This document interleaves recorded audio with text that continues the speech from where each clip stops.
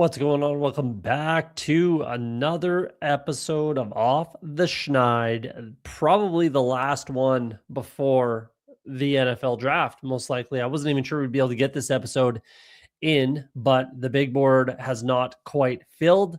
I've got two more bullets, three more drafts total with a War Room 2 that I have lingering that I'll definitely get in. I'm obviously maxing everything. Let's jump in to the old Underdog site. What's up to the chat? Jeff T is going to watch Fantasy Football Garage Master stream. Fair enough. I am jacked up for the Masters right now. Very excited. It's going to be a very good, I think it's going to be a very, very, very good weekend of golf. I'm super excited for the Masters. I think it's going to be a really, really all-time kind of good one, if I'm being honest. So right at the perfect time where there's no football news whatsoever going on right now. Steven Hines in here. What's up, man? How's the little man, better half? They're both doing very, very well. Very well. Appreciate that. Appreciate that. We got Frog Clone in here. How you doing, man? Appreciate you. Yeah, it's just it's boring right now in the NFL season. It's slow season. There's not a lot going on. Biggest story out there right now is Mike Vrabel and Diana Rossini, and they're fucking wonderful. Who gives a shit? Like, they shouldn't be cheating on their significant others, obviously when there's kids involved and everything, but like, I don't care. Like, I really don't care that that's happening. And it's wild that it's the biggest story that we have to talk about right now as far as the football world is concerned. And it's a weird draft year. I saw a tweet from Jordan Schultz today saying that he's speaking to a few execs. It's going to be an all-time kind of trades whirlwind of a draft, up and down, all that kind of stuff. I just don't see it. I just don't see it. I'm starting to put in some work for my mock draft episode, be about 10 days ish. And we'll do the mock draft episode. Super excited for that one every single year. It's my favorite episode, but I just don't see that much talent why would you be trading up outside of the top 10? Like the top 10, there's some talented players in there for sure. But outside of that, it's just a bunch of role players, in my opinion. I don't think there's a crazy amount of talent in this year's NFL draft. So why are we trading? And you're definitely not trading 2027 assets. I'll tell you that much. At least you shouldn't be. If you are, you're not the brightest crayon in the shed, because it's a stacked draft in 2027. So I don't know. I don't know if I agree with that either. Mind you, they say stuff like that almost every year. So we'll see how she goes. Hope Bishop in the house. How you doing, Hope? Appreciate you popping in. Shout out to Hope, one of the best employees that Underdog has over there, in my opinion. And I think most people would share that sentiment. So shout out, Hope. How you doing? Appreciate that. Yeah, everyone's bored. 100%. Everyone's bored. There's nothing going on. There's nothing to talk about. It's just make up stories, push whatever, overthink a little bit, and just nonsense. So at least for the most part, except for Puka Nakua, we never know where She Rice is up to. But for the most part, players are staying out of trouble. OTAs are starting right now. Voluntary workouts, I should say, are starting right now. So that's good. What up? Haven't drafted in a couple of months, but had to drop a few Masters drafts for sure, man. I got into some Masters stuff for sure. You have to, like, it's the Masters. All the majors are kind of where it's at. Again, I'm jacked for the Masters. It's going to be, I think it's going to be like an all-timer. Mind you, like Rory winning last year was pretty epic. But I think it'll be an all-timer since like Tiger, won. I think that's what this year's going to be. I think it's going to be a great Masters. I really, really do. I'm super excited for it. But let's just jump in. Let's jump into a big board. We have two bullets left. Like I said, we're going to rip them both tonight. And this will fill probably by, I'm assuming it'll fill by tomorrow morning. Maybe by the time I wake up. I'm kind of on the West Coast Mountain Time over here. So I would assume it's going to be filled by the time I wake up. I have two slows going right now for the big board. And then, like I said, my last two bullets here. So then we'll be pretty much done, though I feel like something else will be launched. We'll see. We'll see. I don't know if it'll be another War Room, another little board that's like a 50 max. I'm not really sure what'll kind of happen, if I'm being honest, but I feel like something else will get launched, and we'll see how we go on that one. Maybe we'll do a PGA draft after the two big boards here tonight. Wait on two if you want to jump in. For the whole round, I got some takes that not necessarily some takes, but I got some guys that I like that not everybody likes, I suppose. Looks like we're dual streaming with BBG. Fucking everybody's live, it seems, right now. I saw Hartman was live, Jiri's live. I think Candyman's going live right now. I think, Best Ball Guy's live right now. So it's a pretty stacked night of streaming. I think last night was the same. It's starting to get a little saturated up in here, but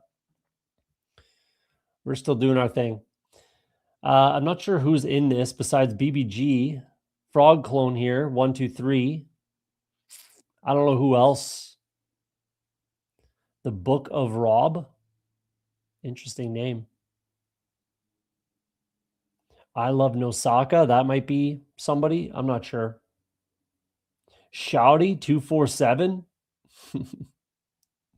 I'm not sure. Maybe these guys are in BBG stream, but we're basically just going to be ironing out a few, but also like it's going to be get your guys. It's 2 bullets left. It's 2 bullets left. I'm going to be getting my guys, picking my dudes.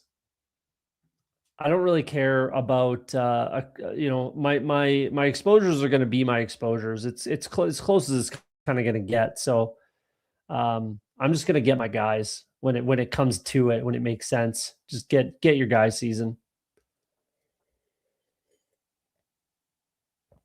I think I'll go CD because CD's kind of been a guy for me. And I have one more click of Amon-Ra than CD. Let's even it out. I definitely want more CD than Justin Jefferson. Well, if JSN's there, all right. Twist my rubber arm. I'll take JSN and get a little bit more exposure there. I can always get CD with the next draft with the last one, but we'll see how she goes. We will see how she goes. 5% HN. I don't know. I don't know if that's going to kill me. We'll see. Kenny Walker, that's right where I wanted to be. I'm not a huge fan of this price. If I had much more exposure at his cheaper price, I'd be happy about that. I don't necessarily, so I'm okay to be at the field. That's fine. I don't want to be overweight in case he's never been like a huge volume guy. So there are some concerns there.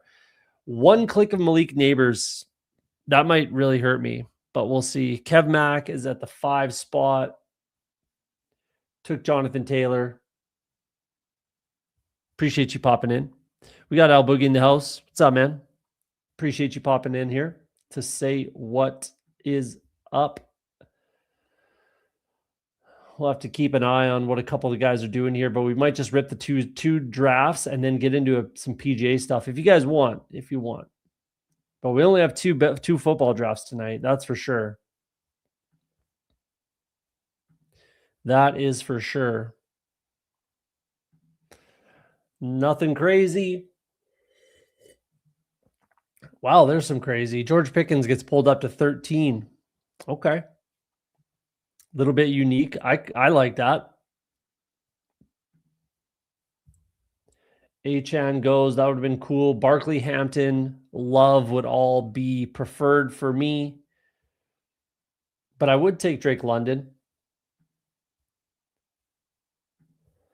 Let's check the combo tool quick. I guess Hampton would be the preferred with JSN with 0 combination, which is not surprising considering. But I think it'd be Drake London if we get there. Maybe Brock Bowers. But I do want a little bit more Drake London. I've only taken him 8 times.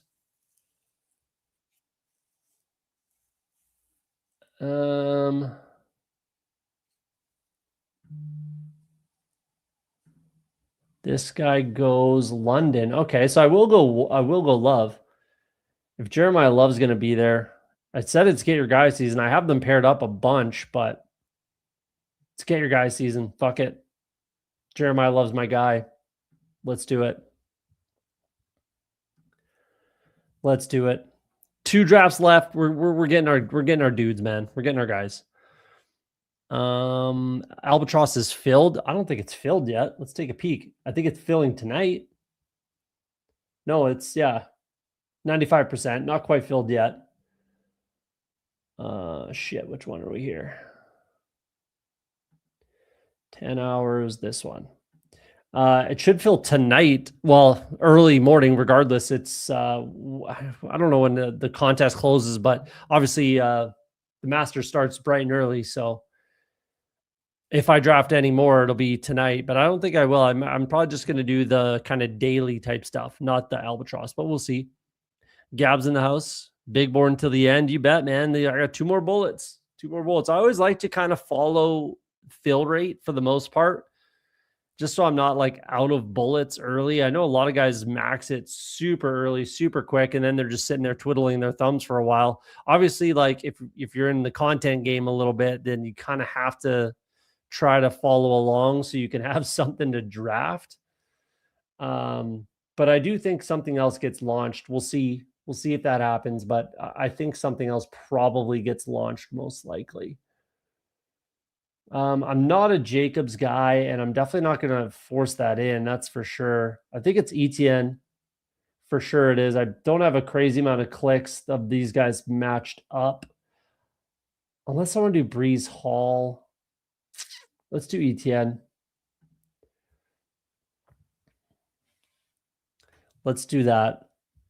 I do like Breeze Hall more than most, actually. Their offensive line is very good. It's in a very good spot. Sometimes he falls. I don't know if he'll fall quite that far, but I don't know anything about golf. I know a little something about a little something about golf. I'm a little rusty, don't get me wrong, but I do know about the Masters. I'll tell you that much. Peanut Punch in the house. What's up, man? How you doing, brother? Appreciate you. Trying to hold on to my last advancing scramble with a good master showing by Fitzpatrick and Hideki. You could be in luck there. Those are 2, quality options, especially Matt Fitzpatrick. I think he's pretty live to win. He's super live to win. Decky just always plays well at the Masters. He always plays well at Augusta, so that's got to feel good. But yeah, I do think Matt Fitzpatrick is super live to win.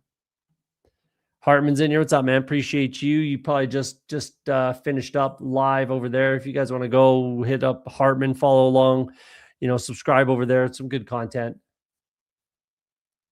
Bird and Loveland. 12 spot's getting a little bit unique, that's for sure, which is fine. You see Loveland fall. I've drafted Loveland at about 54 before, so that's quite the pull up. Not going to say I necessarily disagree with it. It just is.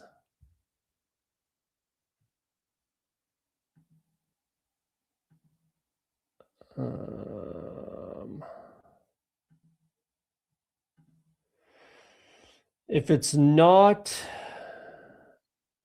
Igbuka, okay, it's Igbuka. I was gonna say it's Devontae Smith if it's not Igbuka, but we're going with Igneka Igbuka here. We're doing it. We're doing it. Not necessarily my guy, though he was last year, but I think it's a quality click. When he falls, I think it makes a lot of sense. I don't have him paired up with JSN, so that feels good. That feels good to even out some stuff while I'm getting players I like, evening out some exposures a little bit. That feels good. That feels pretty good.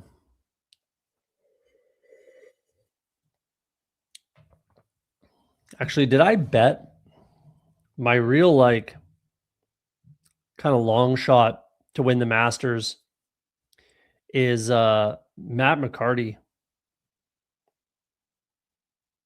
I didn't bet him yet. I'm going to have to throw a bet on Matt McCarty because he's probably like 100 plus 200 to 1 or something. Where is he at? Holy wow, 351 to 1. Yeah, I'm going to bet that. I'm going to bet that.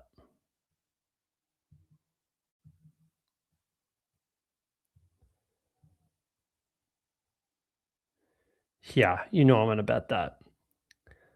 I might bet like $25. That'd feel pretty good. Let's make this pick. I'm definitely going to bet Matt McCarty to win. Lefty, the dude won 3 times on the Corn Ferry, made $1 million in one season on the Corn Ferry, which is wild. Like, that's wild that he was able to accomplish that. Do we go Devontae Adams?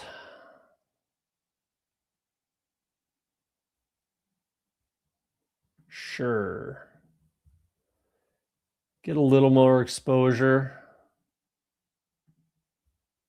Sure, let's go Devontae. And let's bet $25 on Matt McCarty. I'm doing it. We're doing it right now, live on stream.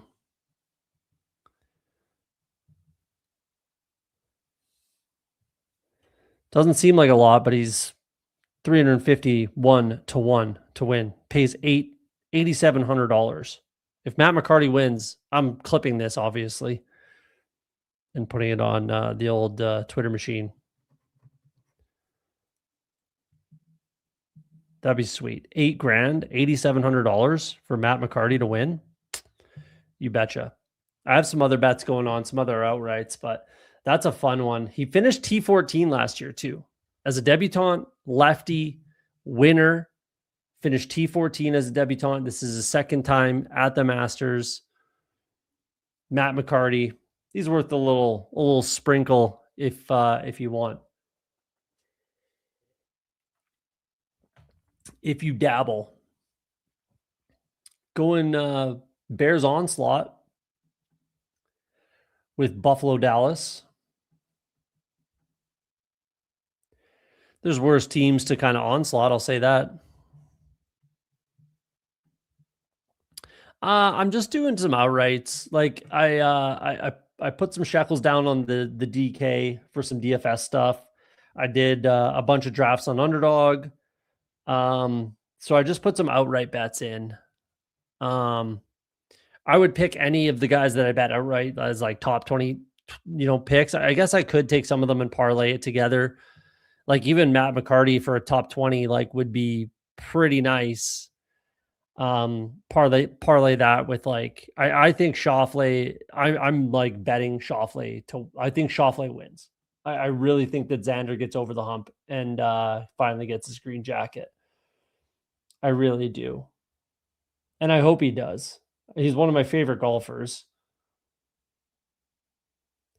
It's get your guys season. It's Jaden Daniels. He's clearly my quarterback. And if he's going to fall to me 5 spots, half a round, I'm taking him. Sorry, BBG. I think he did get Terry McLaurin. Sorry about it, but I'm taking Jaden Daniels there. You bet your ass.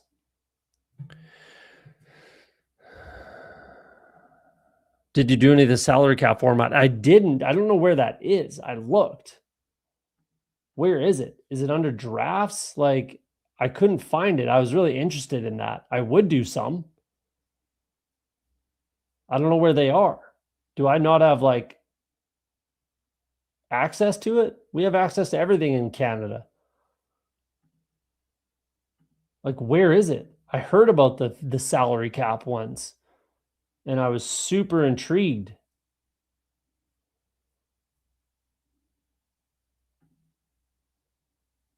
But I don't know where it is.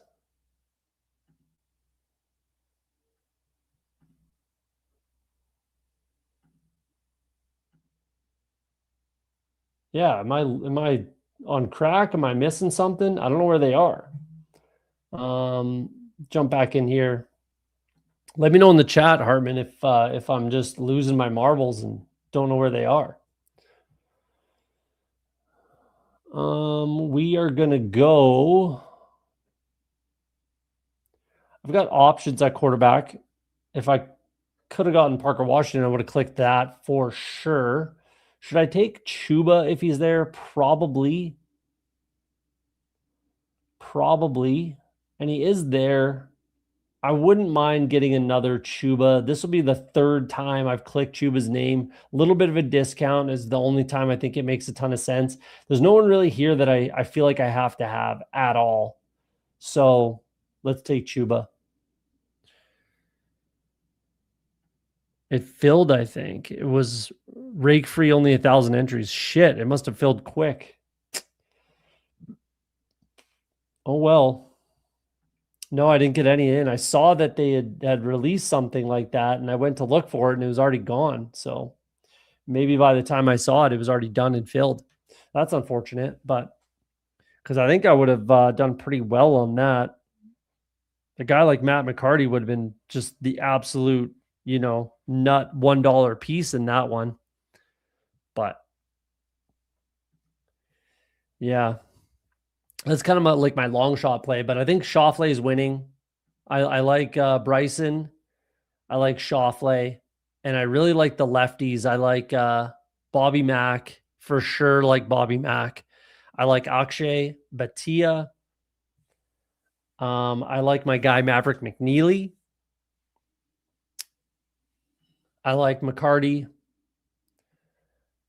I like Fitzpatrick. I like Fleetwood.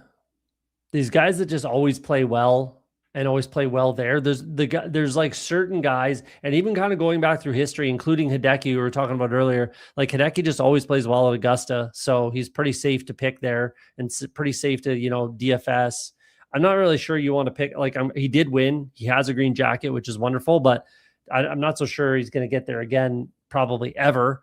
But he can still play well. So if you go through history, like guys like Lee Westwood always played well at Augusta. Always. That's a guy that I kind of wish got a green jacket. But that's how she goes. It's tough to win there. Who do we take now? I mean, Myers, I don't love. Let's take Manungai. Did I get him in? I think I did. I did. Sweet. That's kind of a guy of mine. I like Manungai a lot this year. Because then there's Pittman, Bo Nix, Kyle Pitts, Wandale. Could take Stafford to pair up with Devontae, but I don't think I will because he's most certainly not one of my guys. But we'll see where this lands. So there's back to that. There's just certain guys that always play well, and Xander's one of them. And that's kind of something that's why I like Matt McCarty a lot, because there's a lot of guys that they're kind of always going to play well at Augusta, but they just haven't had many kind of opportunities yet. So if they are debutantes or second, third time around, whatever, and they've had decent finishes, even like top 30, like T24, T15, shit like that, and like good showings at Augusta. Wow, what the fuck is going on? Baker gets pulled up that far. Then I like to kind of try to get on it early and start kind of hammering those guys that I think can have that track record eventually. It's just like, again, they haven't had the opportunity to participate quite as many years. We're going to go Kyle Pitts then. Let's go Kyle Pitts here. I kind of like that. I do want way more. I'm only at 4.8%. This gets me over 5, so that's fun. That's not enough Pitts for me, so let's get another click there. I was definitely going to try to pair up Mayfield with Igbuka, but it is what it is. So I like Reed and Xander the most. McCarty probably a good play given his debut. Yeah, that like I was just saying, like if a guy plays well as a debutant, especially as a lefty, there is some credence to the lefties at Augusta. There absolutely is. So give me the lefties. Especially lefties that can hit the ball far, like Bobby Mack, like big hitters like that. Not necessarily like the biggest. He's not the longest out there, but he hits the ball pretty well. I don't think McCarty is actually the biggest hitter though, but that's fine. Lefties, there is something. Fucking Mike Weir isn't a big hitter, that's for sure. So there's something to be said for lefties at Augusta, and especially guys that play well. So I like to get in early. Like I said, T14 last year as a debutant. That's pretty impressive. to debut at Augusta and finish T14. That's pretty good. So, yeah, let's give him a shot. Pretty unlikely he wins, obviously. It's 351 to 1. But like in my DFS plays, you don't need him to win. Like a top 10 finish for McCarty is definitely pays off his price in DFS. So yeah, he signed it way early. Pitt signed his franchise tag way, way early. It doesn't mean you can't continue to hammer out a deal, because you certainly can. But it's just out of the way. There's no distraction there. That's good to see, Sign the deal, get it out of the way, focus on football, turn the attention towards potentially getting a deal done, and take it from there. Let the chips fall where they may. But it's out of the way. He's definitely on the team. It's good to see. It's definitely good to see. Do a few different things here. I'll take my first share of Jaden Reed at a nice discount. I think that makes a lot of sense. I'm surprised that's my first click, but I'm not a massive fan of his price exactly. Just when he goes around like the Pittmans, the Myers, the Concepcions, the Worthies of the world, the Wandales of the world. I mean, he's right there with Downs. That's kind of where he should be, is right with Downs. But let's get a click there where I need a wide receiver and I'm getting a discount. Makes a lot of sense. A few more options. But it's good to get that tag out of the way. Like a guy like Pickens, right, who I've been harping on all draft season, definitely has not signed his. And you have until week 10 during the season, week 10 during the NFL season to sign it. So that's pretty crazy. So Pickens isn't in a rush, I'll tell you that much.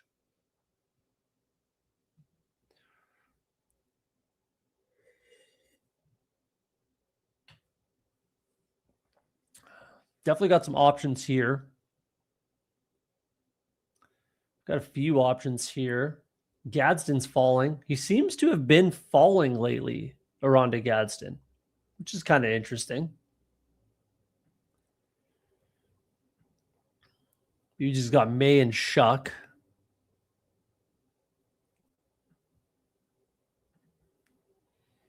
Takes Rodriguez. I like Chris Rodriguez. That's definitely my guy. I'll take one of these quarterbacks. I would rather Darnold, obviously, with Njigba. Though, how many times do I have them paired up? If it's nothing crazy, and I don't think it is. No, it's nothing crazy. Let's go Darnold. Pair him up with JSN. Just easy drafting. Makes sense. I may or may not add a third. I probably will. It'd be pretty unintelligent, I feel like, to just roll with what I have.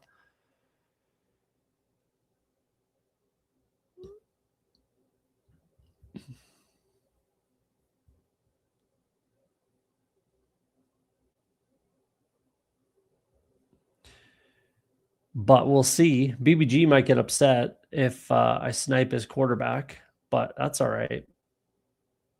It's not on purpose. It just is what it is. He's definitely kind of my guy, and I need a third. So I don't know what you want from me.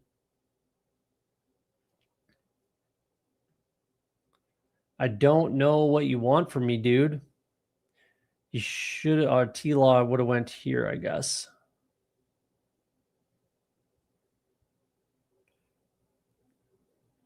Yeah. I'm not a late QB drafter, so you probably won't be too happy. Though I could take an Atlanta QB, I guess, but I'd really rather not do that. I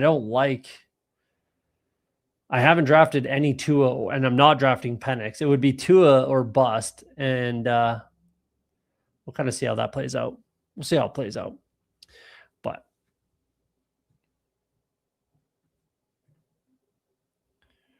Willis goes. That was going to be the auto click if he was there. It's a weird room for QBs. Like Daniels falls, Burrow, those guys fall. Herbert gets pulled way up, which is weird. Then we get down here. Lawrence falls a little bit. Goff and Mayfield get pulled way up. So it's like there's no consistency with what's going on here. Cam Ward gets pulled way up, which is fine when he has Robinson and they're going off the board. Like, I get it.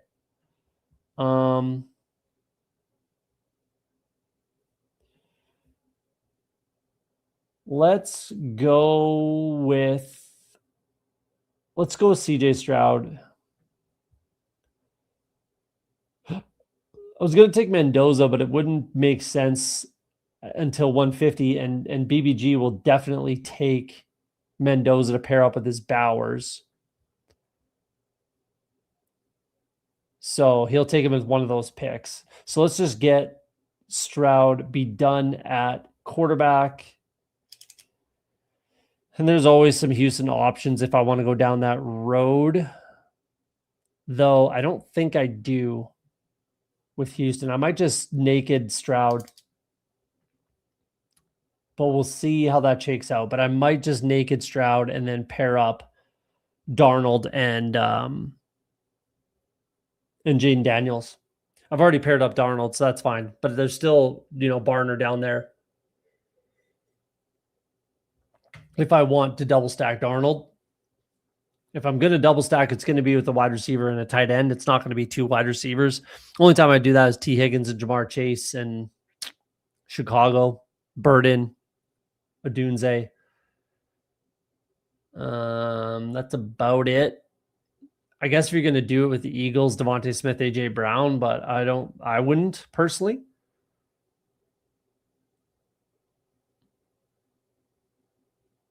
Everything else feels kind of meh, kind of forced. I guess you could make a case if you're drafting Mike Evans with Pearsall and Purdy, but I'm not doing that. I'm not drafting Mike Evans. So, yeah. And BBG doesn't take him. Okay. I think Jennings makes a lot of sense here. I still like Jennings.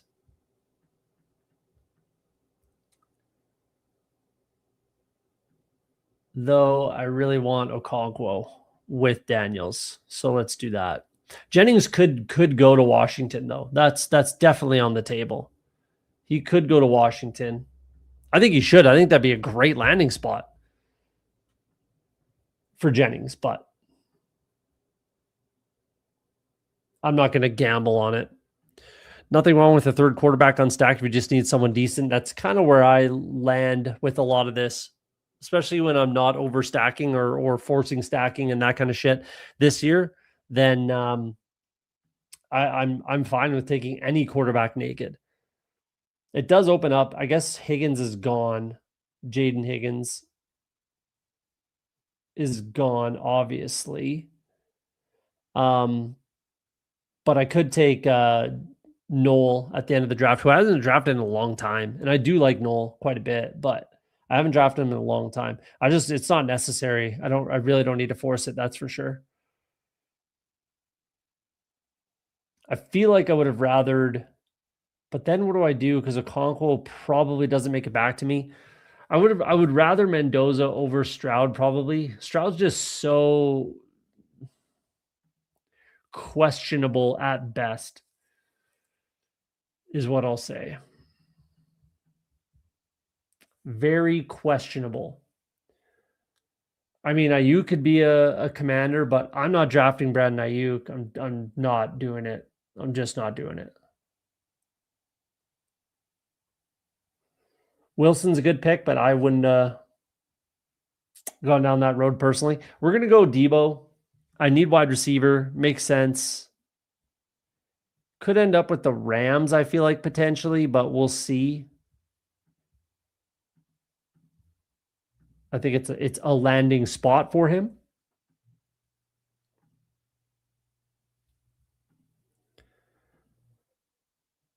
There was a report that Washington wasn't considering signing Jennings. I didn't see that, but I think it's about dollars and cents with Jennings is what I think the problem is. I think he thinks he's worth more than he is. And I think NFL teams disagree. I think any NFL team would be happy to sign Juwan Jennings for the right price.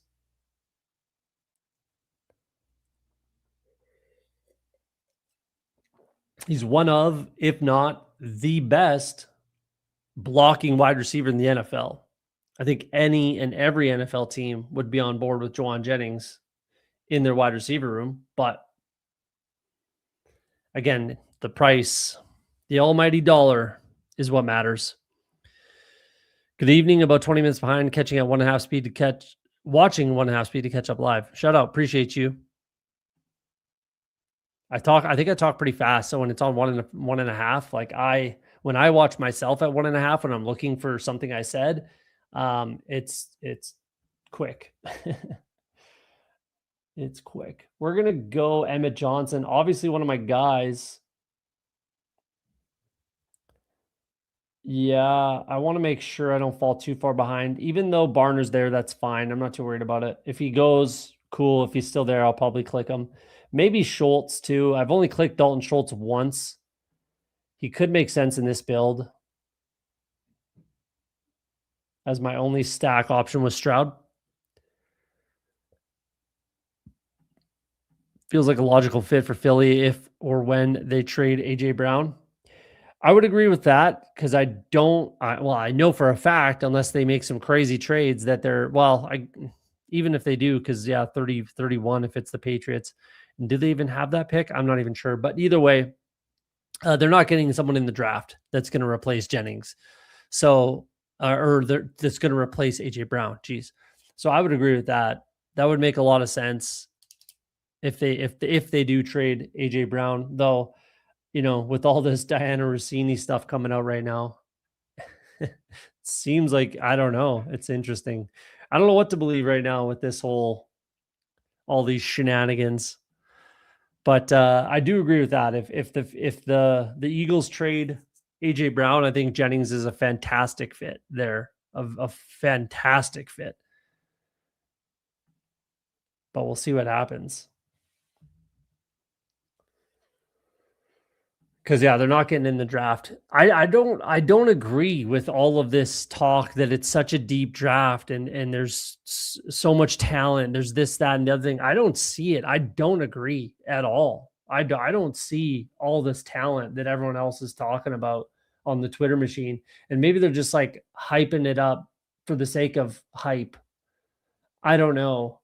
But I do know I'm going to draft TJ Hawkinson right here. And then we're done at tight end. I just don't see the talent. I really don't. There's some solid role players. Yeah, there's some solid, wide receiver 2s, maybe a wide receiver 1 in there. But I don't even know if there is one, to be honest. There's one running back. There's one quarterback. I think the tight end room is pretty deep, but tight end isn't exactly like lighting the world on fire as rookies, besides like at the very, very tippy top, which is Sadiq or Stowers. And that's literally it. Unless someone else just lands the most perfect landing spot and gets all the opportunity in the world, which I don't particularly see. There's just not a lot of talent. There's not. I like the offensive line is super blah. If I'm being honest, there's some talent. Yeah, but it's not unbelievable. There's some good pass rushers, sure, but outside literally like the top 10, I don't see a crazy amount of talent in this draft class. I really, really don't. I don't at all. I'm struggling in my mock draft because I just don't see any fucking talent. And that's coming from a dude who talks on the internet. It's kind of silly, I get it, but like, I don't know. It doesn't make sense to me. All of the hype around this draft class. I guess it's like manufactured because everyone knows that it's not very good. I don't know. Maybe that's what it is. I could definitely see that being part of it. Kev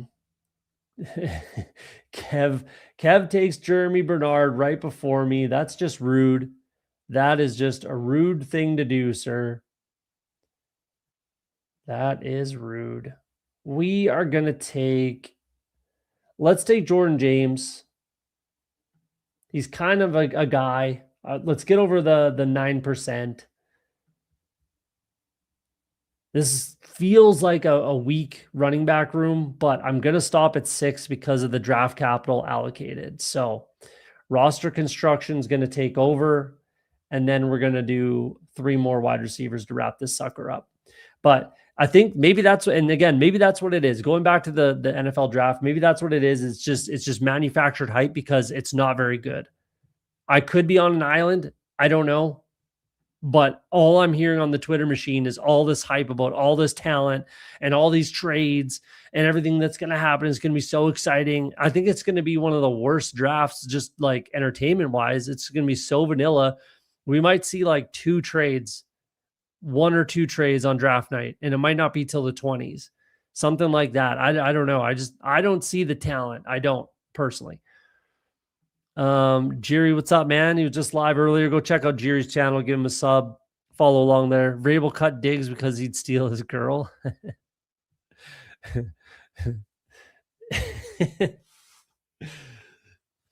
Playing the long game, Braves. Yeah, this draft class blows, full stop. Yeah, I agree, man. I just don't see it. There's a lot of role players. I'll say that. There is a lot of players that are going to have a role. There's a lot of rookies that I'm drafting because I think they're going to have a role, but there's just not like that top end talent. There's not.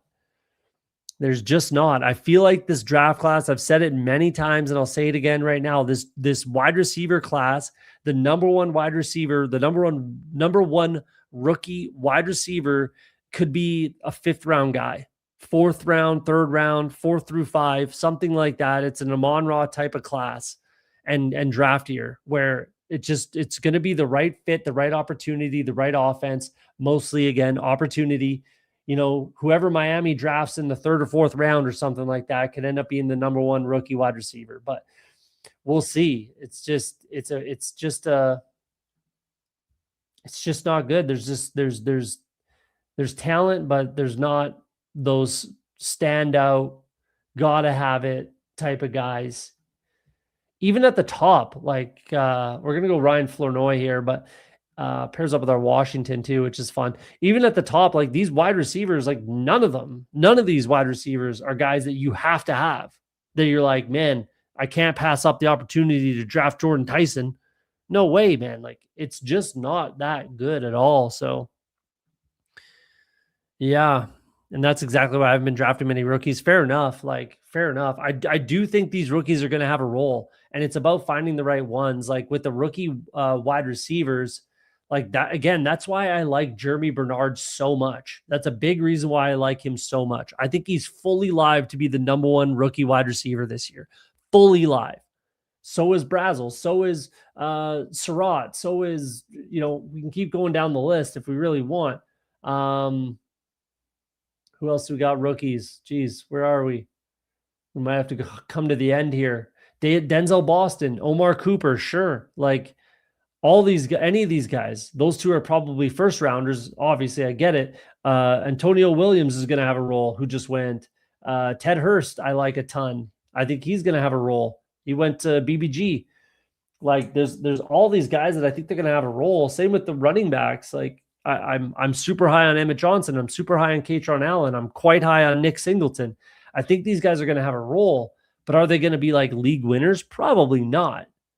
Probably not. There will be 1 or 2 though. Don't get me wrong. 1 or 2 of them will be league winners, but that's why you take a lot of shots to, it's part of maxing the tournament where you're taking a lot of swings,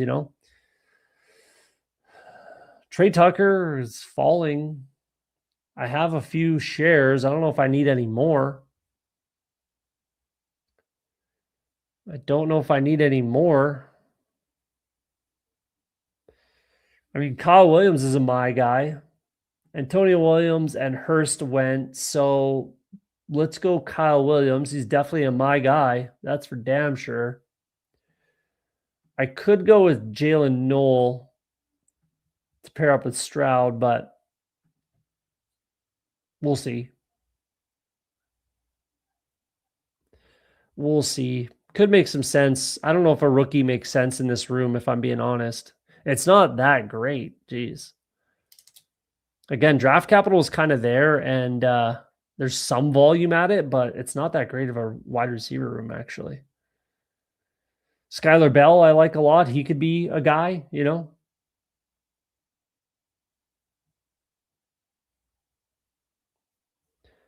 Maybe Jahan Dotson, Pitts, it's a lot of the same stuff. Maybe Noel makes sense on this team.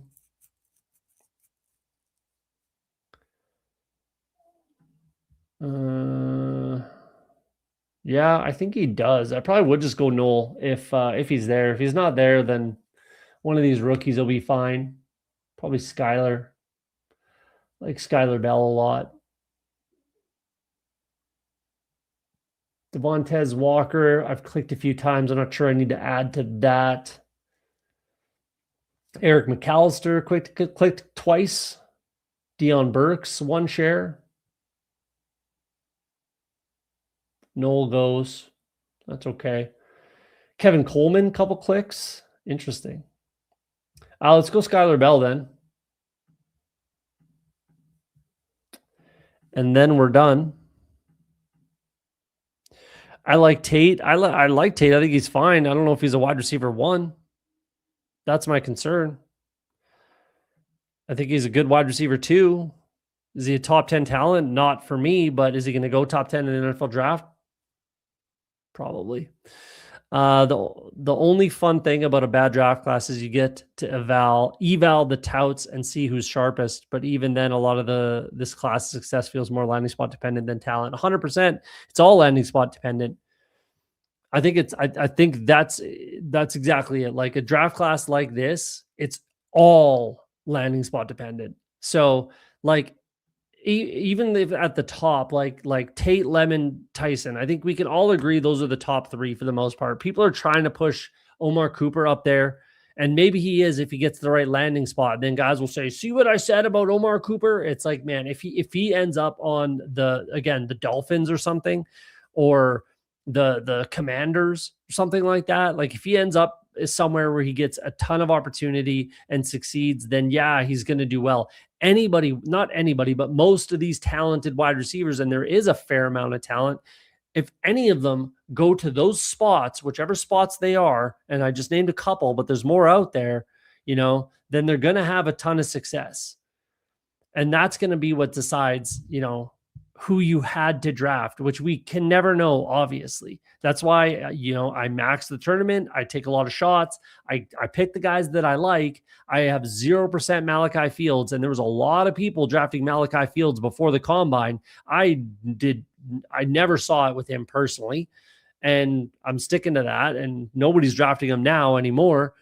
So I think that worked for me, I guess. And we'll see. Maybe Malachi Fields gets an incredible opportunity and he's successful and he's the guy you need, sort of thing. And I look like an asshole. Maybe that happens. I don't know. But I think it's 100% landing spot dependent. So like even like the touts and the evaluators and stuff like that, like it's impossible to be correct because it's all about landing spot.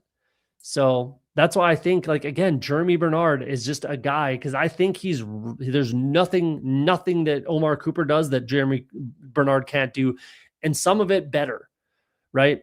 And Jeremy Bernard's was going in the 20th, then the 19th, then the 18th. Now he's going in the 17th, still 17th round, and Cooper goes what, 140th or something like that, 136th, 12th round. So 5 rounds, potentially 6 most drafts rounds of difference between Omar Cooper and Jeremy Bernard. It's just madness to me. My thoughts on Torrey Horton. I mean, he had what did he have, like 4 touchdowns or something like that? And like 5 touchdowns, I think. 5. Yeah, 5 touchdowns in only 13 catches. That's impressive. But this injury thing that's lingering, expected to be ready for camp, that's kind of wild that it's still lingering, like has surgery. I get it, but he was off like week 9 last year, and he's been off ever since, and he's struggling to get back on the field. That's concerning. They trade for, and then they pay and bring back Rashid Shaheed. That definitely hurts him. I think Arroyo has a bigger role this year. I think Barner's still there. Cup is still under contract, and Cup's still there. They could address it in the draft, and I think they do. So we'll see. I've clicked Horton like literally 2 or 3 times. Um, 3 times I've clicked Torrey Horton, and it can make sense, but I'm definitely not going overboard. I don't exactly love the setup right now for Torrey Horton. So take that for what it's worth. I think I didn't really like him coming out, to be honest with you. I wasn't a big Torrey Horton guy. I thought he was just like a lot of short underneath type stuff, a lot of stuff that Rashid Shaheed gets in that offense. And to be honest, Jackson Smith and Jigba gets in that offense. So I don't know. I'm personally not drafting him at a high clip. I don't love the setup with you know, that offense. I think it's going to be tough to replicate, you know, a touchdown every, you know, under 3 catches, right? I think that's pretty hard to replicate, but and then the injury stuff is just a little scary, but I can't help but feel like the comp for Tate is Kevin White. Interesting. Interesting comp. I think he should be a lot better than Kevin White, that's for sure. I did like Kevin White coming out, and he looked like he might be a thing. And then I think he got injured. Didn't he rip like his ACL or something like that when he was like starting to get there in like year 4 or something like that? I think he was. I could be wrong on that. And then he got injured, and then his career is basically over after that. But I think Tate should have a higher floor than Kevin White for sure. I think like kind of at worst, Carnell Tate's going to be like at least close to T. Higgins. I think like that's his, like, I think T. Higgins is a quality comp for Carnell Tate. I think just in the way that he plays, not necessarily exact way and not size. Like T. Higgins is quite a bit bigger than Carnell Tate. Speed wise, they're very similar, but just in the way that they play, I think they're very similar. So yeah. Do you have any Tez Walker? I absolutely do. I think Tez Walker is a quality click. I've got six clicks to Devontae Walker. I think he's fine. I mean, don't go overboard at 4%, like 6 clicks. I wouldn't go overboard, but I definitely have a little bit of Devontae Walker. I like him as a player, and he could have some opportunity this year. I think he probably will, unless the Ravens want to draft Jordan Tyson, which I wouldn't. Where they are at 14, I wouldn't do that if I was the Ravens. So I think he should be able to continue with his what could be his role, that downfield guy, sideline guy, downfield guy, that kind of thing. I like Devontae a little bit. 3683. We got Jaden Daniels. Sorry, Sam Darnold, CJ Stroud. That's good enough for me. That's quality. That's enough. Jeremiah Love, Travis Etienne, Chuba Hubbard, Kyle Monagai, Emmett Johnson, Jordan James. That's quality enough. I like it. It feels light, but again, like when you use that kind of draft capital, you kind of have to believe that they're all going to do what they're supposed to do. It just is what it is. Like I can't throw any more at it. I just can't, considering the draft capital. I don't love the names, and it feels weak. It does. It feels light, but I can't throw more at it just because it feels weird. I just can't. I have to stick to it. So there you go. Especially because my wide receiver room isn't dominant either. Jackson Smith and Jigba, Mecca Ibuka, Devontae Adams, Jaden Reed, Deebo Samuel, Ryan Flournoy, Kyle Williams, Skylar Bell. I think it's fine. Like, I think it'll work. I think it can play, but it definitely feels a little soft as well. Kyle Pitts, Okonkwo, and TJ Hawkinson, that's quite strong. So my tight ends and quarterbacks are in a good spot. My running backs and wide receivers should be fine, but they feel kind of soft. So we'll see. Let's check BBG's quick, what he did. 3782, Drake May, Shuck, and Cousins. I think that's okay enough. Missed out on Mendoza. I would have forced in Mendoza if I were him, but Cousins is fine. I'd rather, like, you have Drake May and Shuck. I would want the end of the season rather than the first 4 to 6 weeks sort of thing. I highly doubt Kirk Cousins is starting past week 10 realistically. So I would have forced Mendoza in there instead of Cousins personally, but I get the click at the end.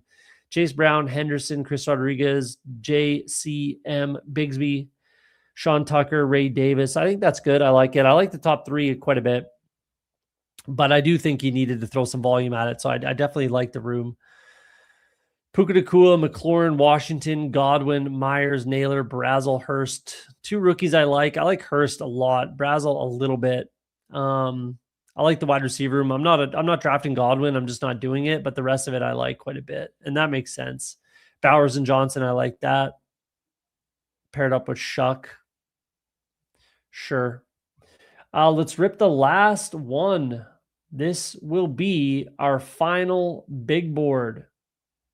Last one. We are in.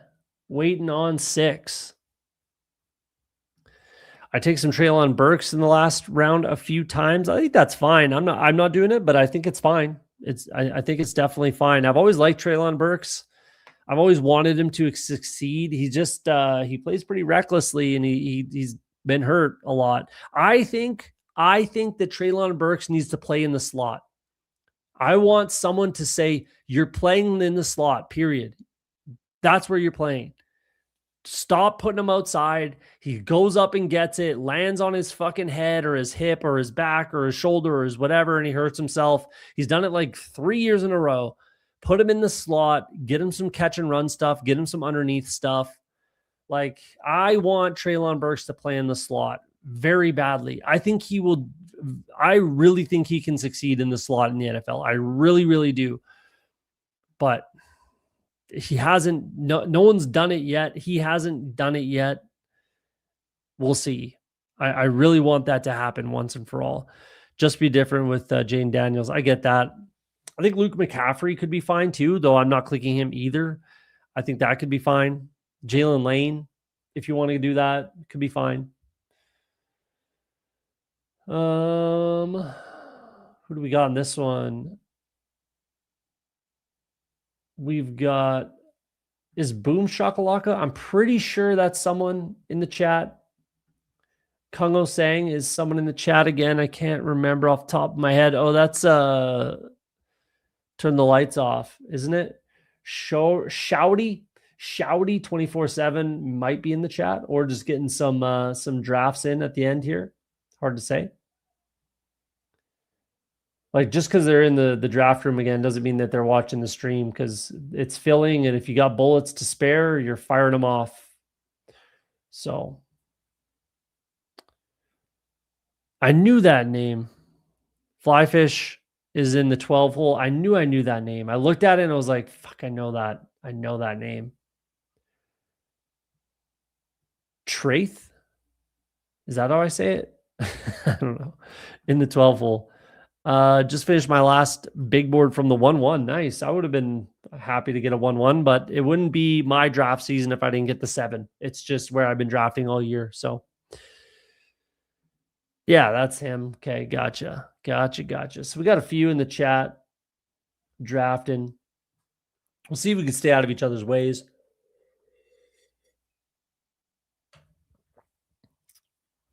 Slim at the 1. There we go. Appreciate you coming in. This might be the first time I've seen you in the chat. Appreciate you. If you're, hit the like button. I haven't done any promo. Hit the like button if you don't mind, guys. Appreciate it. Helps me out. We got like 30 something watching right now. 25 watching on the YouTube machine. However many on Twitter. Jump over from Twitter. Hit the like button. Do that stuff. Let's go Jonathan Taylor. If we can get him at 7. Yeah, I feel like I should take CD, but let's go JT. Finish at 10% CD.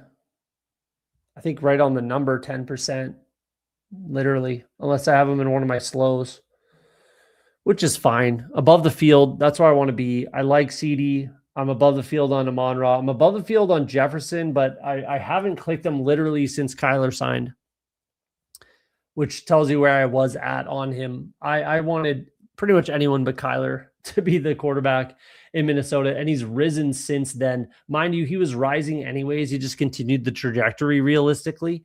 I just thought he was a good click because he was kind of the last wide receiver that you could get. And when he was going in the second round, I was clicking him at 10. So he's kind of risen to where I got him, or I was getting him. I had him ranked at 10. That's where I would click him as 10, 11, 12, whatever. Second round, sure. Obviously, second round. I have a few CD Lamb Jefferson teams, which is fun. Because you definitely can't get that now. So yeah, now I don't, not that I regret it, but I just I'm not clicking him anymore personally.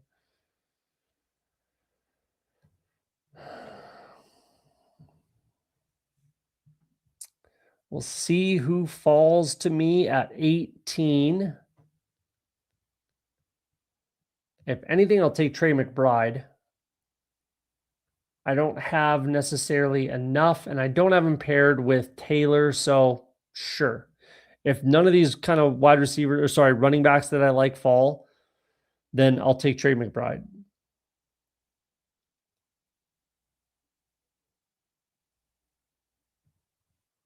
We'll see how she shakes out. Do want a little more Trey.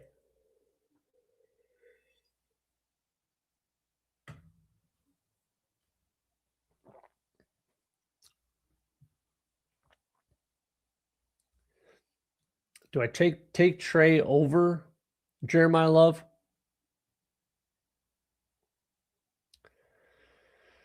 Oh, it's Jeremiah Love. It's always Jeremiah Love. Two drafts left. Get your fucking guys. Jeremiah Love is definitely my guy. He's just such a stud. He's just such a stud. Everything that we wanted Genty to be as a rookie. I do like Genty this year. Don't get me wrong. I'm way over the field on Genty. I'm like 14, 15% Genty. So I do like him this year a lot. I think it's set up a lot better this year than it was as a rookie for him. I didn't think his price made sense. His price is the exact same as it was when he was a rookie. Exact same price. So now I like it.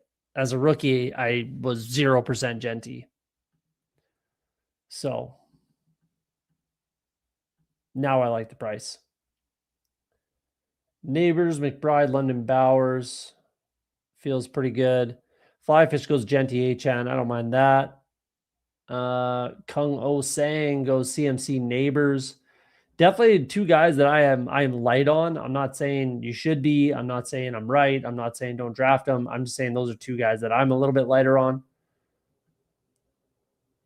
I'm only going to have one share of Malik Neighbors. That feels wild to me. I think I got him at 23, which is kind of where I have him, like ranked. I can't click Neighbors over London personally. I have a hard time clicking Neighbors over Bowers and McBride, if I'm being honest. And then all these kind of running backs. So it's just like I like all of the second round picks, pretty much all more than Neighbors. So it's really hard to. I've clicked them once. It is what it is. It is what it is. I can't really explain it to you. Well, we're going to try to get unique for these two, for Taylor and Love, who I have paired together a fair amount. Let's go Breece Hall then. I do want more Breece Hall. I don't necessarily love starting three running backs. I don't have him paired with Taylor at all, and only once with Love. So let's go Breece Hall, and we're going to feel pretty good about our running back room. That's for sure. Last bullet, let's do the old triple running back start.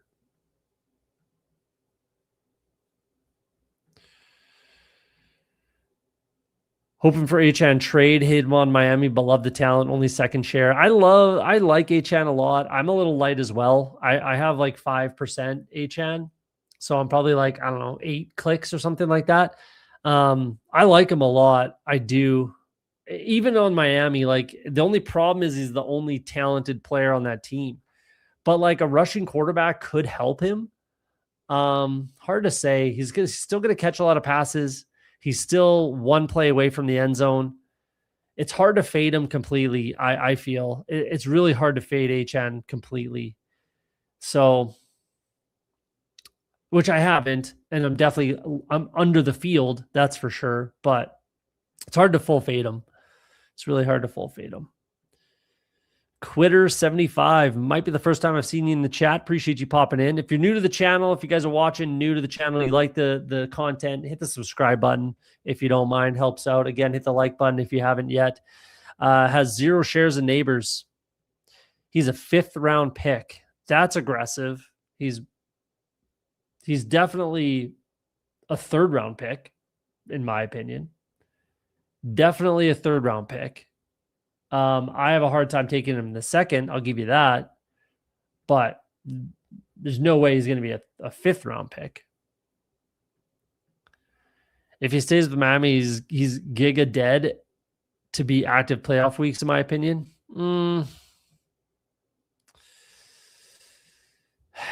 Possible. I just don't know about that. Like, why does he just sit? We're going to take Ladd. If it's an hour, get your guys. We're taking Ladd McConkey. Definitely my guy. I don't even care about exposures, combos, whatever. It's Ladd McConkey. I don't know. I don't know about that. Like, why does he just sit? Like, if he's injured, of course, but that we could say that about anybody.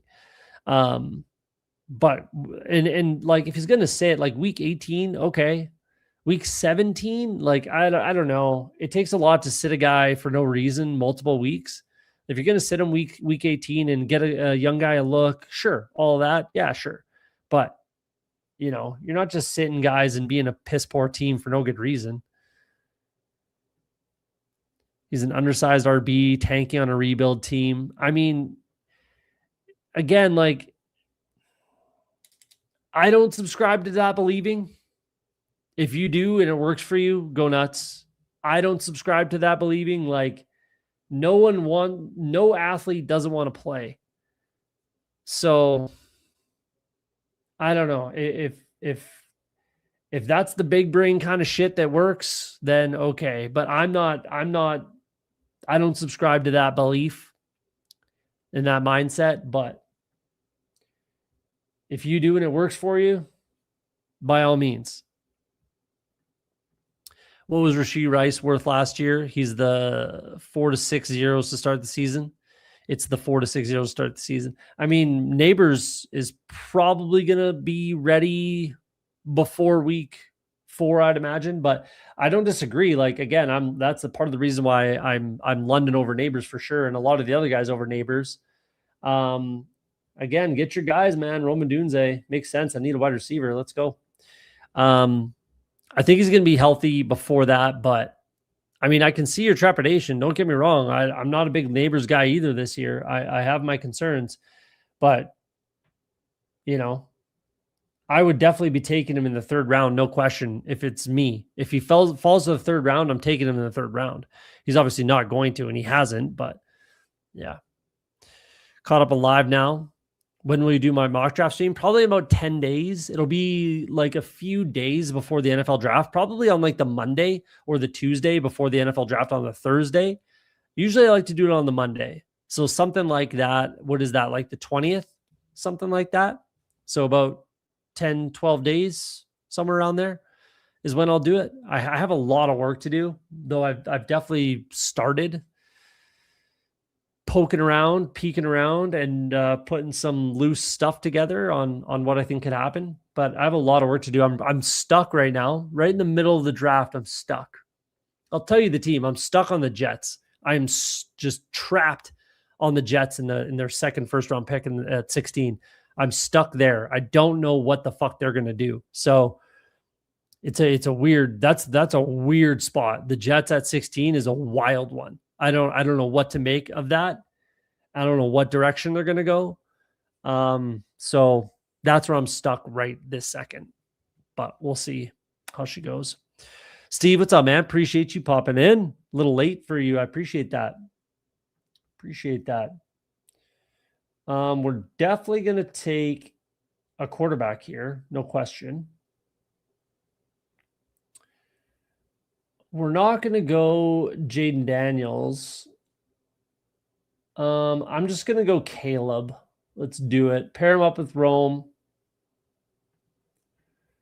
kind of get your guys. I have a lot of Jaden Daniels. He's my highest drafted quarterback. I'll leave him for the Terry McLaurin drafter.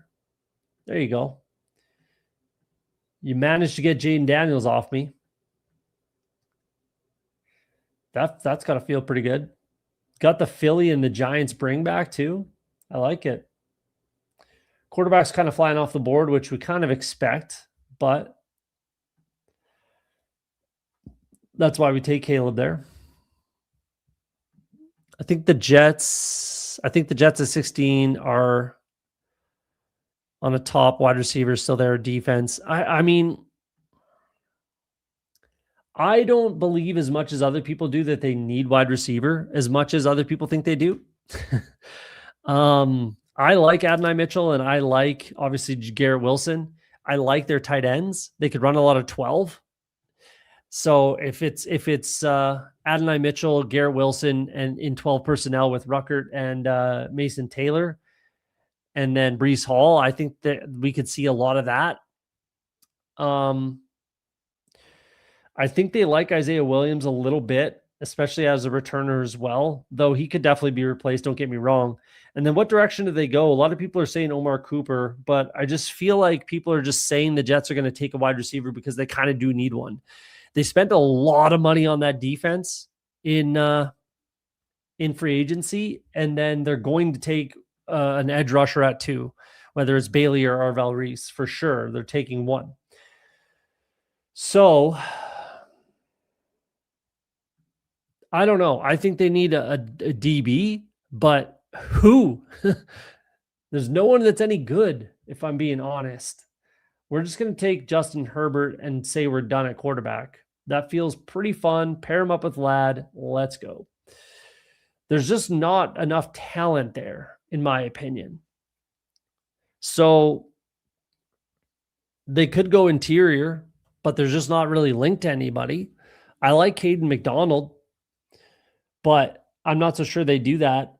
I don't know. I'm just stuck. They've taken a look at all the quarterbacks, but I don't think they draft a quarterback this year until late. Steve, we were talking on our combine episode there, a guy that I liked a lot that I talked about being the Brock Purdy of this year, Baron Morton. He's getting a lot of buzz, and he's getting a lot of buzz with the Jets, actually.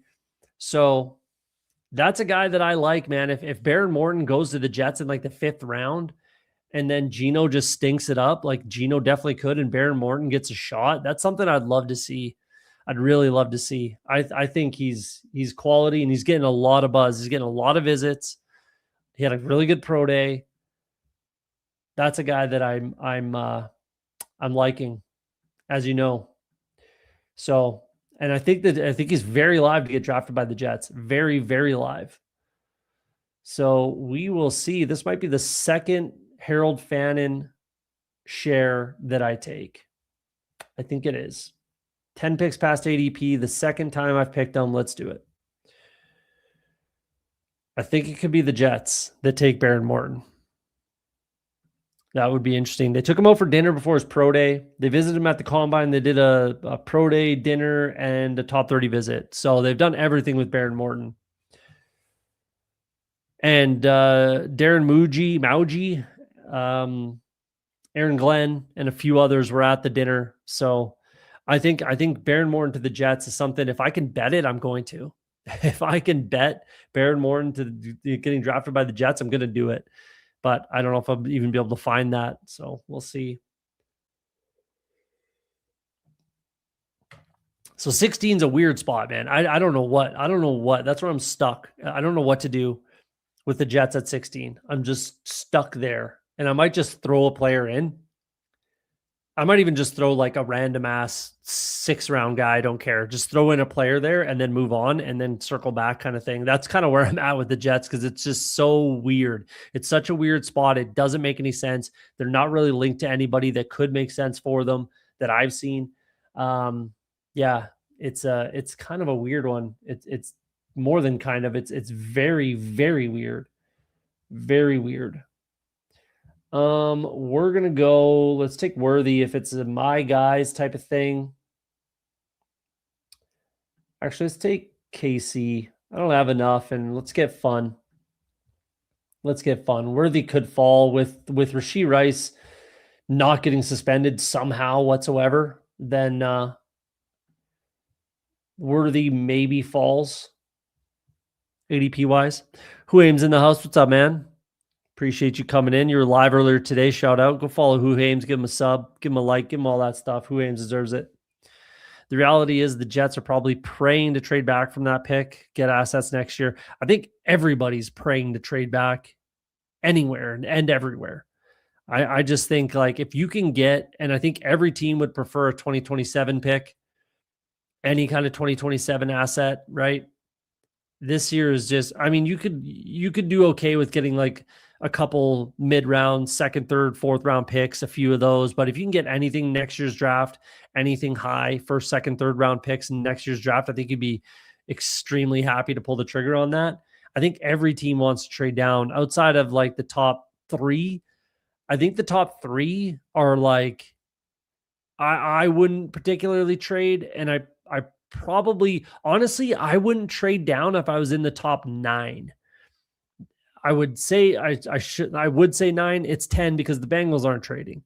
The Bengals will not trade. It's unfortunate. Even if they could, they wouldn't. The Bengals will not trade. They'll stay at 10. They'll make the pick. So outside of the top 10, I would trade down 100% of the time. But inside the top 10, I kind of like that talent.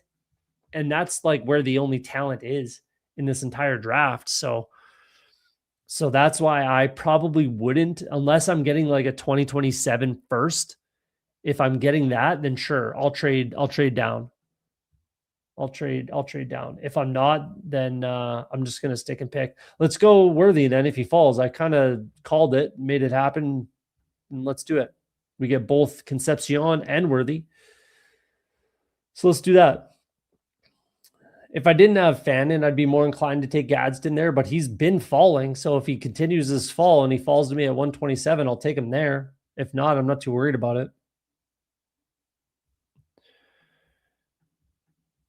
Top 9 feels so much stronger than the rest of the picks. No question. The top 9 is all of the talent. I think we all know who those top 9 players are. I think most people know who those top 9 players are. And I think they all go in the top 9 and in whatever order. We can mix up the orders a little bit, but I'd be pretty shocked if any of those players, they definitely won't make it out of the top 10. They definitely will not. The Bengals will pick whoever's sitting there waiting for them or left over. Like as the team, as a fan of the team that picks 10th, I pray that something fucked up happens, like a quarterback, like Ty Simpson goes in the top 10 or something crazy, or even offensive linemen. Like I'm just praying that one of those guys falls to me at 10. That's what I'm hoping, but I don't think it will happen that way. So yeah, that's where all the talent is, in my opinion. Gadsden didn't fall. That's interesting. He's been falling like multiple drafts, and then he doesn't in this one. We definitely need wide receivers still, so let's go Jalen McMillan. I think that's a really good click right there. He's one of my guys. Let's get another share. Could definitely go with a tight end with the next click. Anything really besides quarterback.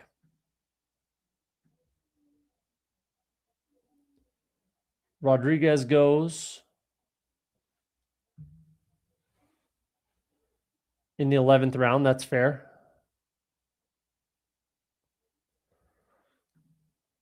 Moving up still.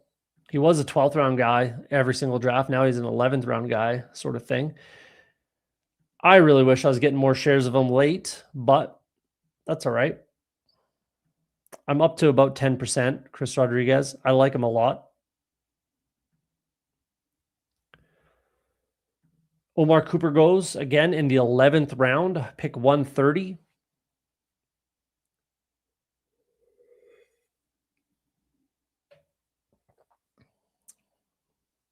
wild to me. I am clicking him around here, though. That's the crazy thing, is I am clicking Omar Cooper around here. Because basically it's a massive tier break after that. I think like Jennings, Boston, Cooper, and then it would be Shaheed kind of in a tier of his own between those guys and the Travis Hunter Diggs of the world sort of thing, Judy. So I do take Omar Cooper, even at his new price, but the majority of my shares are late, like even 16th round, 17th round Omar Cooper. It's going even later than that, I think, early in the season. I might go back and check out some old drafts. I bet you Omar Cooper is going in the 18th round once upon a time.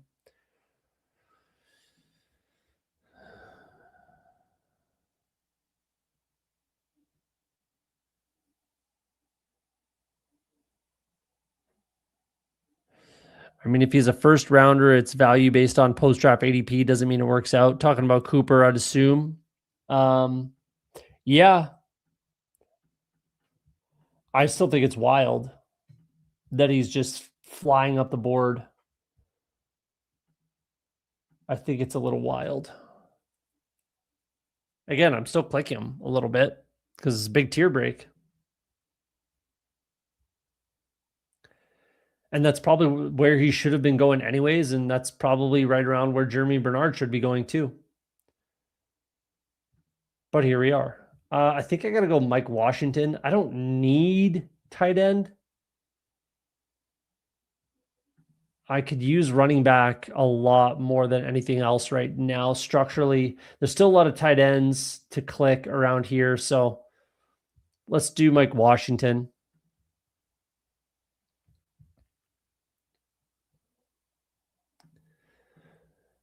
I have several Omar in round 20 teams. I think I've got him in the 20th too, even. Like 18th is fine. I got a ton of him in the 180s and took 2 or 3 shares of him in the last few drafts. I did as my last pick before any news of him was with Jacksonville. Oh, talking about Chris Rodriguez. Nice. That feels good. That feels really good. Omar in the 20th. I definitely have some Omar Cooper super late as well. I don't know if it's 20th round exactly, but I have a crazy amount of Jeremy Bernard in the 20th round. I'll tell you that. But I do have a lot of Omar Cooper in the 18th round through 16th round, even in the 20th, 19th, stuff like that. Like I'm 25% Omar Cooper. You don't get that with drafting him way up here. That's for sure. So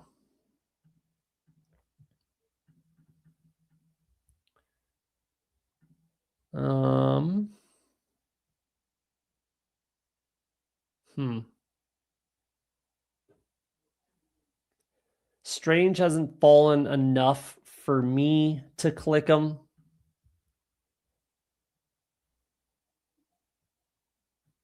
I don't like the price for Strange there. I'm just probably going to keep betting on Chig.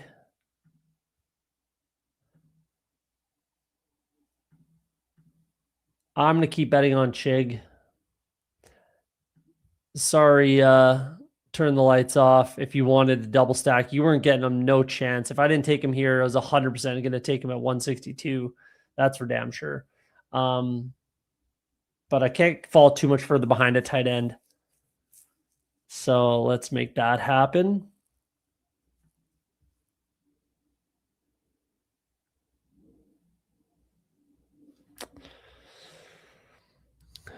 Cooper Bernard, my top 2 wide receiver exposures. I think they're mine as well. Bernard is obviously number 1 for me. Let's take a quick peek if we have some time, which we do. Bernard, McLaurin. Terry McLaurin's my second. McMillan, then Cooper at 22.5. Worthy's pretty high up there for me. Jennings, Pearsall. Yeah. Where are we? Right here.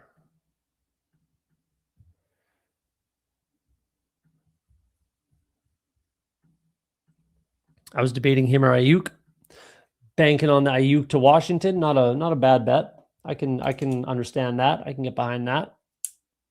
I'm not drafting Ayuk at all. I just do not trust the guy. Too hard for me to trust. A couple guys I like here, couple clicks. Yeah, I'll take Tracy. Get a little more Tracy.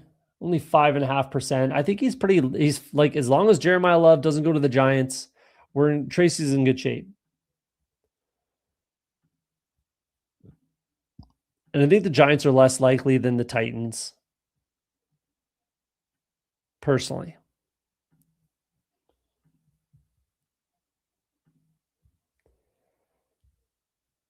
But you never know. Taylor, Love, Hall, Washington, Tracy. Do I need a sixth? I think I do, because I can still take 9 wide receivers. 3 tight ends, 9 wide receivers, 2, 6, 9, 3 is what it looks like to me. I probably will take another running back. And then 9 wide receivers, 3 tight ends. I think that's what we're going to end up with. I don't mind that. Yeah, I can't draft Ayuk either. It's way too much risk. He's just, the juice is not worth the squeeze with Brandon Ayuk. Hasn't played in almost 2 years. And it most certainly was not because of health last year. Yeah, pretty much 2 years hasn't played. And you can't convince me that he was not healthy last year. You can't convince me. So, yeah, there's something going on there that we all don't know about, obviously, but 0% Ayuk. Yeah, I'm not touching Brandon Ayuk. Give me all the Terry McLaurin, obviously, my number 2 drafted wide receiver, and then give me all the Chig. I like Chig Okonkwo a lot. 1% Ayuk. That's 1% too much, Huhames. That's 1% too many clicks. I like a couple clicks here. Don't think it'll be tight end. I think there's still some tight ends that I can click down there. I wouldn't mind wide receiver. Structurally, it makes sense. I'm going to go Brian Robinson. I've only clicked him a couple times. He is kind of a true handcuff. I think it just makes sense in this type of a running back room. I think it makes a lot of sense. So let's go with B-Rob, the other B-Rob. And then we're done at running back. That feels pretty good. I don't want another rookie with Love and Washington. So let's do Brian Robinson. Wide receiver and tight ends from here on out. Feels all right. The final big board. This is good times. No doubt a lot of risk, but out of 100 plus teams, 3 shares, why not? Yeah, sure. I mean, I'm not saying I'm right and don't do it. It's just there's something crazy going on with him that we don't know about. We don't know all the details. That's for sure.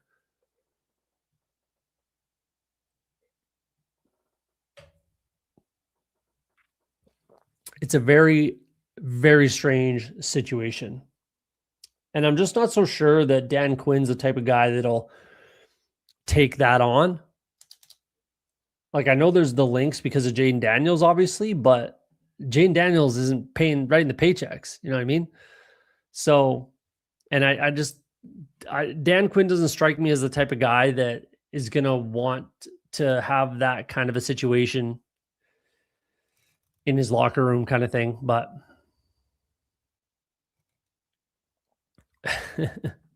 there you go.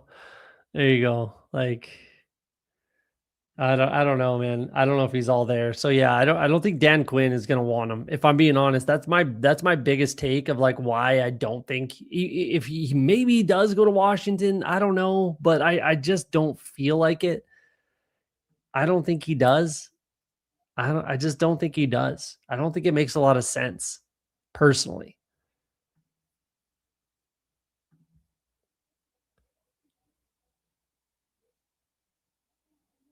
But I don't know. You never know. You never know. I just don't think it makes a lot of sense. I do think they address it in the draft, obviously, but You never know. I'm just avoiding them. I'm avoiding them. It's not worth the juice isn't worth the squeeze on that one for me. We're gonna go with my guy. I'm just gonna pull him all the way up here and take him. It's always Jeremy Bernard. I'm gonna make sure I get him. It's my last draft. I'm taking Jeremy fucking Bernard. All right. He's on the thumbnail. Took him in both drafts tonight. He's my guy. You know I'm taking Jeremy Bernard. Not leaving this draft without Jeremy Bernard. That's that. But he gave back a pile of money. Did he? Brandon Ayuk? I know they cleared a bunch. I don't think he likes football. He just wants the money. But he gave back a bunch of money.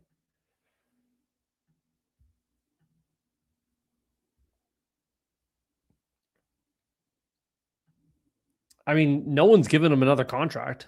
Like, no one's going to pay Brandon Ayuk any amount of money that's significant in NFL terms. Like, it's significant to you and I, obviously, but it's not significant to NFL players and in NFL terms. He'll get like a 3-year deal. He's going to get like a Christian Kirk kind of a contract, 1 year, $3 million, something like that. And is he going to do that? I don't know. Maybe he will, maybe he won't. I don't know. I'm not drafting him. I'm just not drafting him. The juice is not worth the squeeze. Pretty much at any price. And now I'm going to take Pat Freiermuth, finish up my tight end room. I like him there. 3 more wide receivers, and we'll call this one a team. He gave up his guarantees, so he didn't give up money he already earned, but money he was likely to get because it would have been impossible for the Niners to cut him. Well,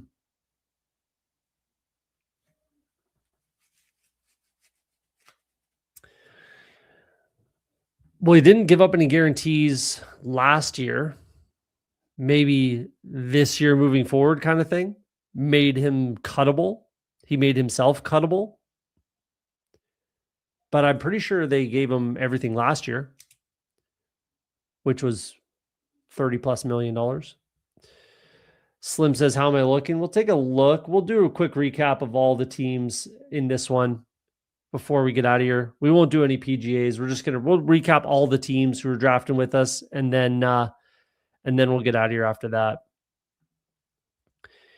Yeah, it's this year basically. Yeah, that makes sense. You got all of last year for doing nothing. Yeah, exactly. And that was $30+ million. So he might have made himself cuttable essentially right now. And they're taking their sweet ass time with it, which is kind of funny. Let's do, I guess I like Flournoy again here. Let's do Flournoy. Flournoy. 2 more wide receivers, and we'll call it a day. Yeah, and you can't convince me he wasn't healthy either. Like, the dude was running routes and cutting in like week 1, like preseason, and then just doesn't play for the entire season. Like, that's crazy. That's crazy. So, yeah, I wouldn't take any risk on Brandon Ayuk. Even TJ Hushmanzada, who's his coach, was like, this kid fucked up. No one's going to pay him. No one's going to give him a contract, blah, blah, blah. He says, I wouldn't. He says, I wouldn't give him any money. Like, that's pretty wild. The guys that are like supposed to be in your corner, like, kind of throw you under the bus. It's pretty crazy. We're not going to cut Ayuk because that does nothing for the comp formula. He's getting traded whenever the offer is right. I don't know if anyone's offering anything for Brandon Ayuk, literally anything. So I don't think he's getting traded. I think he's getting cut. because I don't think anyone's going to give anything for Brandon Ayuk. I guess maybe like a 6-7 swap, maybe, and they eat like all of the contract. But like that what just doesn't make sense is they're not going to trade for the contract. So no one's trading for him. Let's just do Ted Hurst because I love him, and I kind of want a rookie. Give me Ted Hurst. He's my guy. No one's going to trade for the contract. That's the problem. It's not the player. They're just not going to pay him that. So unless like they work out a deal where it's like a 6-7 swap or something, and the Niners pay like 95% of the contract, then it's like, okay, it's the same thing, sure, we'll do that. But no one's going to take on the entire contract of Brandon Ayuk. Nobody. I promise you that. No one will be taking on that contract. That he won't play, but it'll only be a trade. They don't have to pay him because he hasn't shown up. I mean, yeah, that's true. That is why they haven't traded him yet, or they haven't cut him yet, is because they don't have to. They don't have to do shit. They can hold him hostage, and they kind of are. So it's just an all around fucked up weird situation that I want no part of as a like fantasy drafter. So, yeah, it's just a wild situation that I want no part of. So whatever happens to Brandon Ayuk, I don't really care as a fantasy drafter. Like, hopefully he gets his life together and he's not crazy.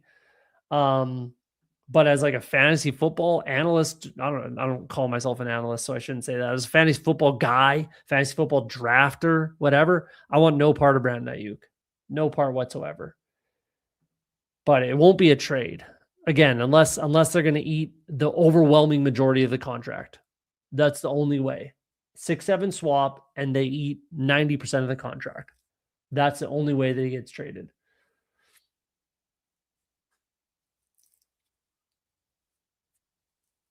Let's just do Antonio Williams.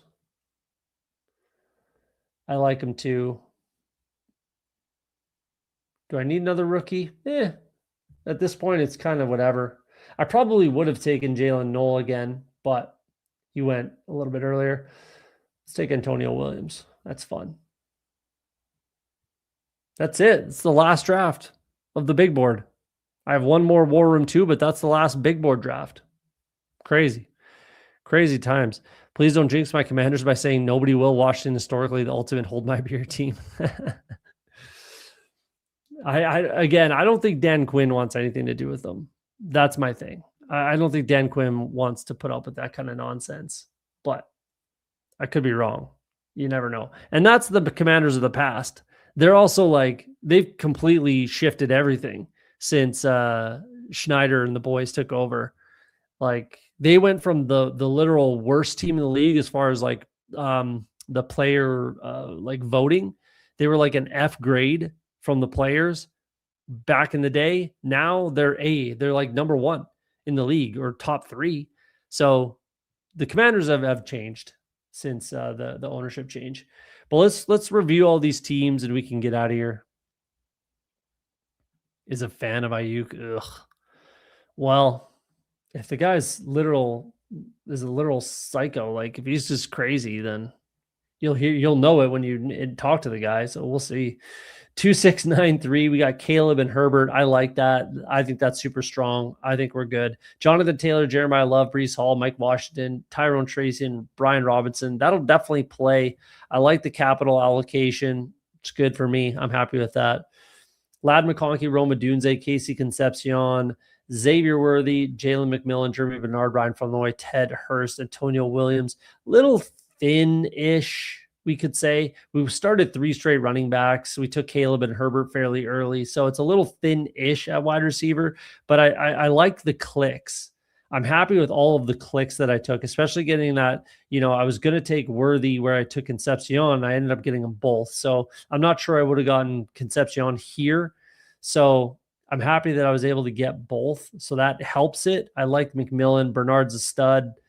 So yeah, I think it can work as long as like I only need 3 most of the time. Like if it's Taylor Love and Breece Hall's in my flex most of the time, I only need 3 wide receivers on occasion, obviously. But I think on occasion I can get a flex spot out of my tight end. So I think this can work. Harold Fannin, Chig Okonkwo, and Pat Fryermuth. I like that a lot. I think that's quite strong. I think we're fine there. I think I'll get a few flex spots there, a couple flex spots from my wide receiver, and then most of the time with my running backs. So I'm happy with this team. I think it's really good. I'm happy with this as my last team. It's really sucks when you draft your last team of the big board and you fucking hate it. So I kind of like that. That's fun. We got Slim Henning 2 at the 1 spot, 2792. Lamar and Shuck. I think we're fine. I'd prefer someone a little earlier than Shuck to stop at 2, but the allocation is fine. If Lamar gets hurt, this team's kind of fucked anyways. So I think it's fine.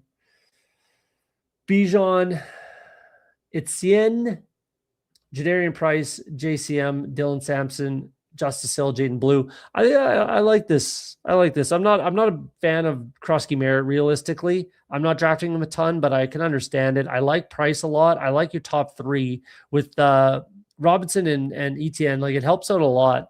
Helps this room a lot. I like Dylan Sampson. Justice Hill's fine. He pairs up with Lamar. Jaden Blue is a bit of a lottery ticket. I think that, 1 through 7 and the volume of 7 on it too. I like it. That's a fun team. It's a fun room.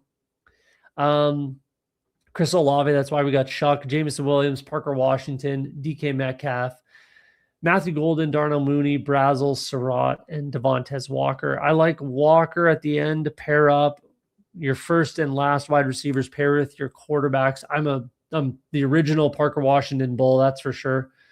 I'm not a big DK guy. I'm not a big Golden guy. I'm not a Mooney guy. I don't mind your rookies and Walker. So right in the middle, it kind of fell apart for me, but I do like your top 3 and I like your bottom 3. I'm fine with DK if he falls. I'm fine with Golden if he falls. I'm not really drafting Mooney ever, but both at ADP, it's fine. Like as a whole, this is a quality room and I'm not, knocking the whole room as a whole, but I'm not big fans of the 3 guys in the middle. Pitts and Andrews, I think that's fine. Andrews pairs up. I like Pitts. I like the team. I like stopping at 2 in the onesies whenever I can. 2 quarterbacks, 2 tight ends. I like doing that. I think you can with what you did there. So that kind of works. I like the volume at running back. I like the volume at wide receiver. I like the team. Good job. Nice draft. I like it.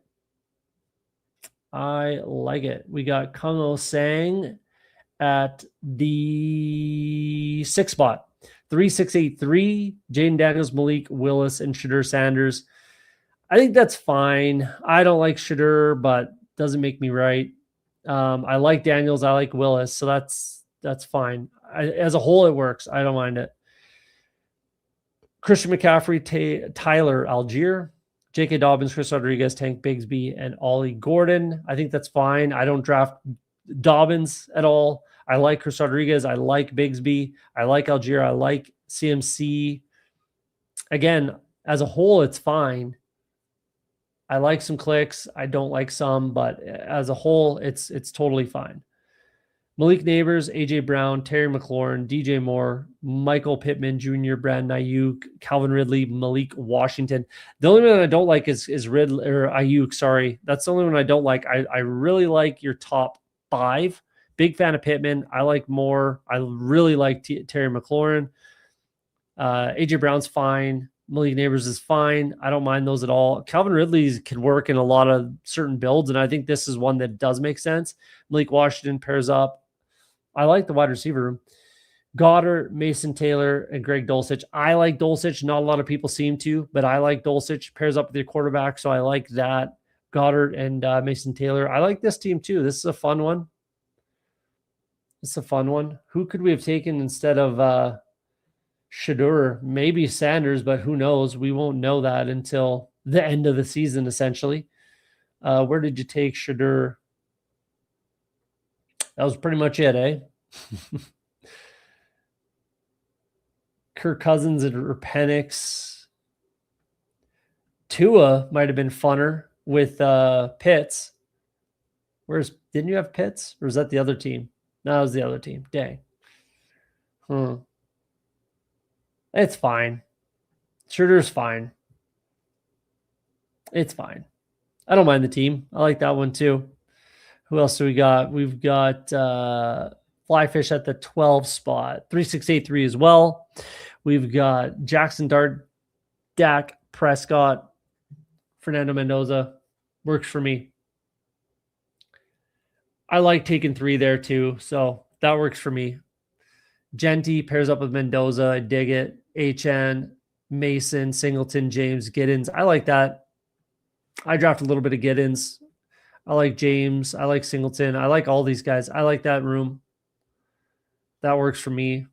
Hero RB stops, gets away, takes a high floor Mason. I like that. I like Singleton as a pass catching third down type of option, plus potentially with an injury. Jordan James, Giddens. I like that. 2 good rooms. Flowers, Devonta Smith, Christian Watson, Brian Thomas, Khalil Shakir, Trey Harris, Pat Bryant, and Kyle Williams. Dart Prescott, Mendoza.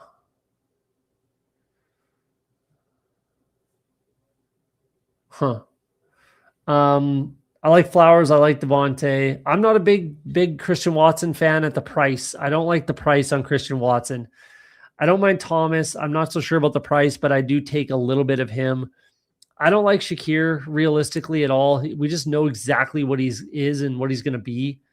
Pulling him up, I'm not a huge fan of, but I can get it, I suppose. Trey Harris, I like. Pat Bryant, I'm not a big fan of just the whole offense realistically. I think it's just too spread out. I like Kyle Williams a bunch. I think as a whole, it's perfectly fine.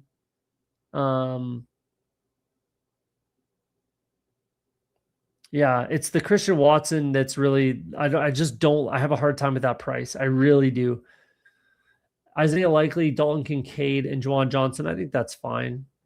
I like Likely with Dart. I dig that. Likely is one of my higher drafted tight ends. Juwan Johnson's another higher drafted tight ends for me. Allocation's fine. I like that. Again, it's almost impossible to like all of your rooms. And I think this team is a little soft at wide receiver, though, like the allocation is fine. So I get it, but I like every other room more than the wide receiver room. And I don't think the wide receiver room like sucks ass or anything. I just like the tight end, running back, and quarterback rooms more than the wide receiver room. And it's pretty hard to draft a team and be like, yeah, all my rooms are great. My team is great. It's fantastic everywhere. No weaknesses. Pretty hard to say that ever. But yeah, let's check where the fill's at on the big board. Obviously, Max, that's cool. That's fun. 98.6. We've got 3,000 entries left. Crazy. Not a lot of rooms left. Big board's maxed. The bigger board was maxed. The War Room 1 was maxed. And I have one more War Room 2, which we're going to do off stream. Wild that we're kind of there. Draft season's pretty close to being over. Pre-draft season. NFL draft season is upon us in just over 2 weeks, or 2 weeks to the day, 2 weeks to tomorrow. Jeez. We're going to get out of here for the night. We'll see what happens as far as Underdog releasing more tournaments. If I do any more streams with drafting, I'll probably do a stream where we just kind of chit chat, might have a guest or two or something like that, just chit chatting kind of NFL draft stuff. If that would be fun, I think that would be fun. So I might do that. And then the mock draft episode will be coming out, which I'm always super excited about. So I'm kind of looking forward to having a little bit of a break and just like hammering in my mock draft and then making that episode and everything like that. And then we'll take it from there. We're not too far away from Best Ball Summer. So there it is. We'll leave it there for now. If we get, almost 300 subscribers in the next 2 weeks before the NFL draft, we'll do a 12-hour live stream. Not likely going to happen, so we probably won't be doing that. But either way, if you like the content, you're new, hit that subscribe button, hit the like button on your way out. Like I always say on Off the Schneid, if you're afraid to be wrong, you'll never be right. Hopefully tonight we're right. We win the big board with our last bullet, $200,000. Enjoy the Masters.